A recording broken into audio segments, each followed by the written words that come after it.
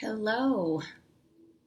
Hi, everyone. It's Denise Fitzpatrick, and I'm hopping on 1 minute early because I'm streaming through Ecamm, and I want to make sure that whoever's watching, that I'm coming through in the Facebook group. So if you're watching, just say hello and let me know that you can see me and hear me. Let me see there. Okay, so today we are here today, or I am here today, so I can talk to you guys about how to solve the communication problems in your marriage or relationship for good. I'm going to talk to you about why what you're doing isn't working and what you can do to make a change starting today. And again, if anybody is listening, please, or watching, just please comment below and let me know that you're watching and that you can hear me and my sound is okay. All right, so let's dive in. So today I am going to talk, again, about how to solve your communication problems for good. Now, I've been working with married couples, women individually for many years, as a licensed therapist for 20 years, and now as a marriage coach for the last 10 years, I've been working specifically with couples. And here's what I see in my work is that 98% of the time, the people, the women, the couples that I work with say we can't communicate. That is the number one biggest problem, the biggest complaint that pretty much, like I said, the majority of people that I work with, this is the issue that they report, okay? And many times the people I work with are smart, they're successful, they get their families all together. Like in general, their life is really good. Yet they can't figure out this piece with their marriage. And it feels like if we could just learn how to communicate and get our marriage back on track, like our life would be so much better, right? Because you've got all the other pieces. It's just that you're missing this.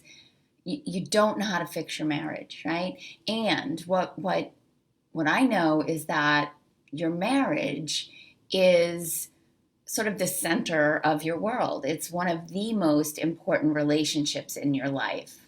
And when your marriage isn't going well, it can affect all areas of your life, just in a negative way, right? So it can affect your children.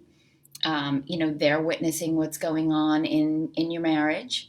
Regardless of how old they are, whether they're young children, they're preteens, teenagers, they know what's going on. So it's affecting your children. It affects your own mental well-being.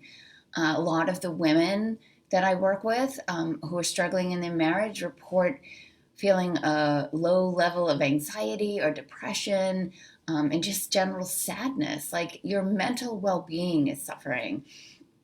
And it affects your job performance. I am working with a woman whose marriage problems are in fact impacting her job performance, and she's actually decided to take a short leave of absence until she can get things straightened out. Like that's like pretty serious cost to your well-being, right? So the point being that when your marriage is suffering and struggling, it affects all areas of your life and it impacts it negatively.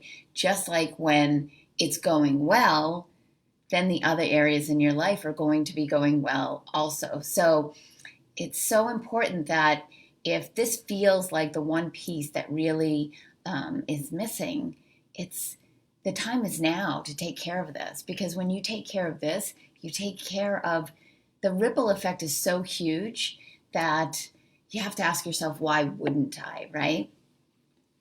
So let me talk about why what you're doing isn't working. First, I'll share what I know that you've probably tried And if there's something that you've tried that I'm not talking about, I'd love to hear you put it in the comments.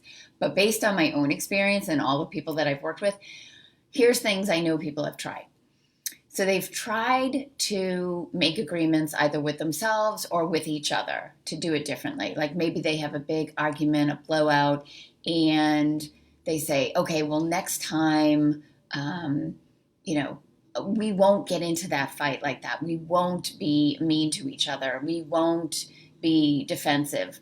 So we make these agreements with each other, and that doesn't work because then the minute you get into that next heated argument and you get triggered, you go right back to the way things were. So that hasn't worked.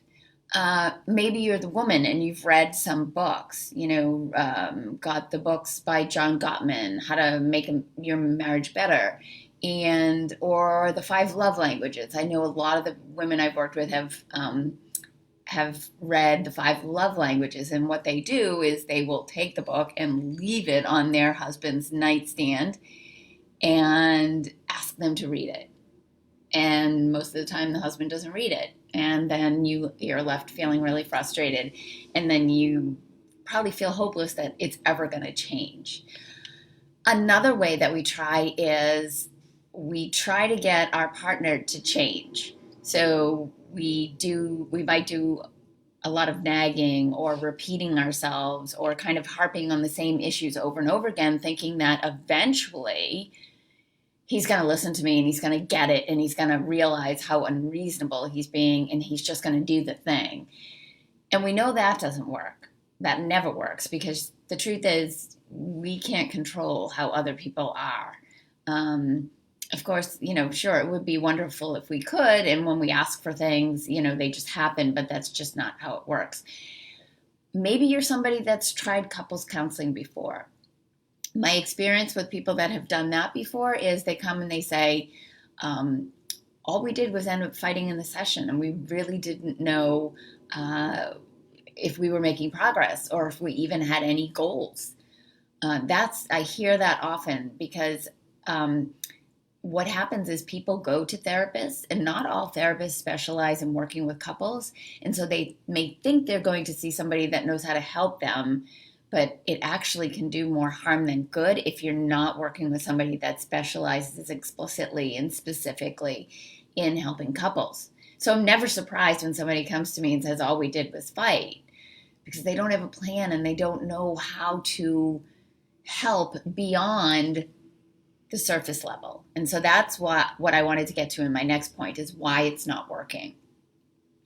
Here's why it's not working is because you're dealing with the communication, high level communication on a surface level, right? So what goes into good communication is not just simply a talking and a listening. It's so much more than that. So on the surface, it seems like, okay, well, we just have to fix our communication problem and then we'll be fine. But the truth is there's so many layers underneath that sort of topic and title of communication that never gets addressed. It doesn't get addressed between the two of you because you don't actually know what those things are. Often it doesn't get addressed in the therapist's office because they don't have the skill level to go that deep and understand what those skills and what those self-development, what that actually looks like. So if we're only dealing with top level, kind of surface level, then that is a big part of the reason why it's not working. And so let me explain to you what I mean by that.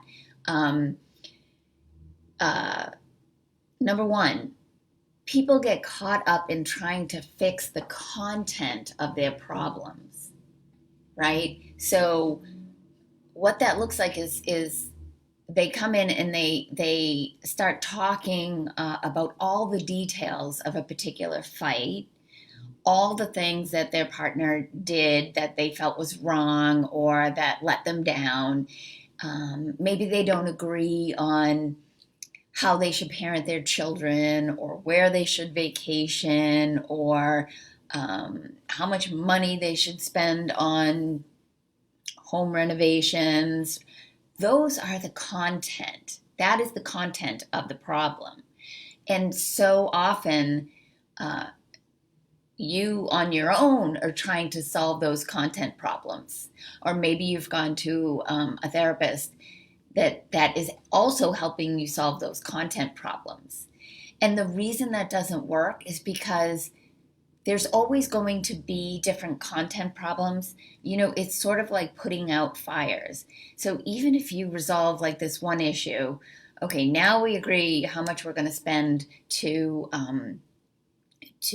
renovate our home. Okay, we've worked through that. Maybe we've compromised. Maybe you've agreed to disagree. There's going to be another something that comes up down the road, because solving content is not really your issue. So that's one of the reasons it doesn't work, is because you're trying to solve the content problems. What you really need to do is get to the process. How do you talk to each other, right? Are you able to listen to each other? Are you able to manage your own reactions to each other? Are you able to talk without blaming and defending and, all of the things that go into being able to have a good conversation? So you want to have those skills so that you can have a good conversation about any content. But as long as you're stuck trying to solve the details of the specific problem, you're going to continue to go around in circles with the same old arguments.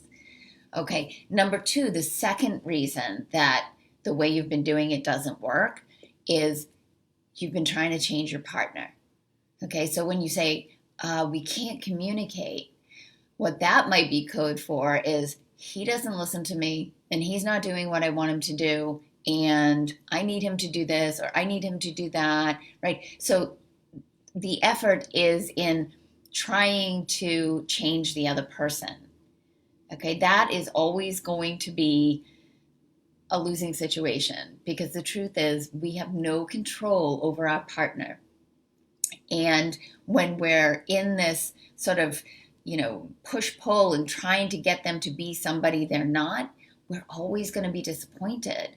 And that's so much of what the arguments end up being about, is you trying to get them to be different than they are, right? So it might look like, I want him to be more affectionate, or I want him to be more communicative. I want him to talk more. And then maybe he agrees, and perhaps he agrees because he wants to get off the hook. He doesn't want to get into another fight. So he might say yes, when in fact, in his mind, he probably knows, I'm just not like that. I'm not going to be able to do that. But he might say yes for the sake of saying yes. And then you wait and you watch and you see, and he's still not communicating the way that you want him to and asked him to, and the way he said he would. Right? And do you see how that type of situation just is going to set you up for failure? Because we can't control how the other person is. Right? And maybe it's a deeper conversation. Does he really want to do that? Does he really think that he can do that? Or is he in fact just saying yes because he wants to avoid another fight? And if that's the case, then that also needs to be looked at too, like his part of avoiding the argument. Like, how do you talk honestly and openly with each other without fear of it escalating to an argument? Okay, so number 2 was being focused on changing your partner. And so the third one that I see that really keeps you from making change and finally fixing these communication problems for good is that most people are trying to change the behavior. And this is actually a really big missing piece too. And this is a lot of what I do. In fact, this is a huge part of what I do in my coaching with couples. But a big missing piece is that you're trying to change the behavior without changing the thinking. So let me give you an example. So I'm working with a client, and her and her husband are caught in the pattern, in the loop, in the cycle, and she's working on her piece, which is she gets really defensive. So whenever her husband says something, she gets defensive. It's justify, and well, you do that too, and any sort of a defensive response that kind of shuts things down. So she's working on not being so defensive. Okay, that's awesome. That's the behavioral piece, because you're trying to manage that reaction, that impulse to just jump right in and defend yourself. Here's the missing piece. If your thoughts, if your thinking and your beliefs are not aligned with the behavior that you're trying to do, it's not going to work. And it wasn't working for her. And here's why. So here she is. She's trying to not be defensive. She's trying to manage her reactions when she gets triggered, right? But she was doing that while still believing that her partner was wrong. So for example, like if they got into it and she got triggered, instead of saying, but you do that too, what she was really doing, she was just biting her tongue. She was gritting it, like white knuckling it, just so she wouldn't react. But all the while, her thoughts were like, I can't believe he said that. He's so wrong for saying that. How could he think that? Why would he say that? And then all these other judgments she had about him. So this is like kind of the complexity of it. It's like you can change that behavior and hold on, like not react. But if your thoughts are still in total judgment about your partner, then it's only a matter of time before you actually explode, which is exactly what happened to her. She's like, I'm trying not to be defensive. I'm not being defensive, but it's just so hard. I can't help it. And so that was the moment where we had to really explore, well, what's making it so hard? What are the thoughts that are making it feel hard? And then it's, he's wrong. I can't believe he thinks that. He's so this, he's so that. So all the judgments about him. And the judgments were like, his way of thinking is wrong. What he's thinking, he shouldn't be thinking that way, right? So how often do you even think that in your own brain? Like, he shouldn't be thinking that way.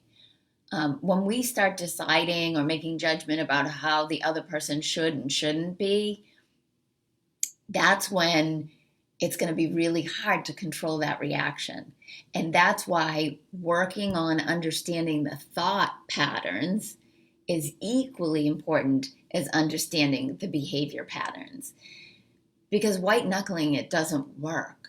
That only actually leads to more anger and resentment. If you feel like you're having to bite your tongue rather than actually truly allowing that, like believing or thinking like, my partner is entitled to feel any way he does, and because he thinks that way and I think this way doesn't make one of us wrong or one of us right.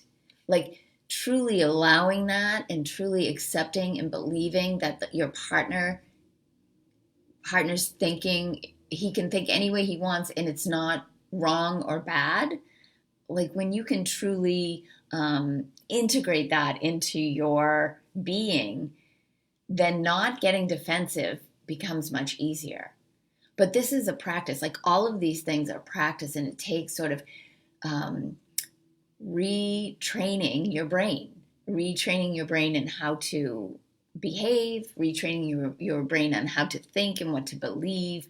And so this is the reason that change hasn't lasted, is because you're dealing with trying to make things different up here at a high level, at a surface level, at a communication level, but not dealing with all the things underneath.